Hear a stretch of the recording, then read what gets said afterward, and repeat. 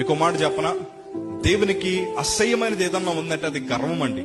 ప్రభు లేఖనాలు ఎప్పుడు సెలవిస్తే నాశనానికి ముందు ఏం నడుస్తుందట, వారి ముందే నడుస్తుందట.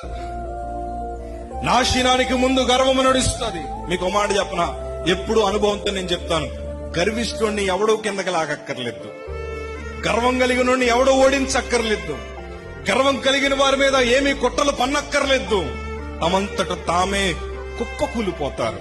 అందుకే మీకు మాట చెప్తాను, ఎవరైతే మన ముందర గర్వంగా బ్రతుకుతున్నారో, ఎవరైతే గర్విష్ఠులుగా జీవిస్తున్నారో, ఒక హెచ్చరిక ఒక క్రైస్తవుడిగా మీరు చేయాల్సిన బాధ్యత మీకు 100% ఉంది.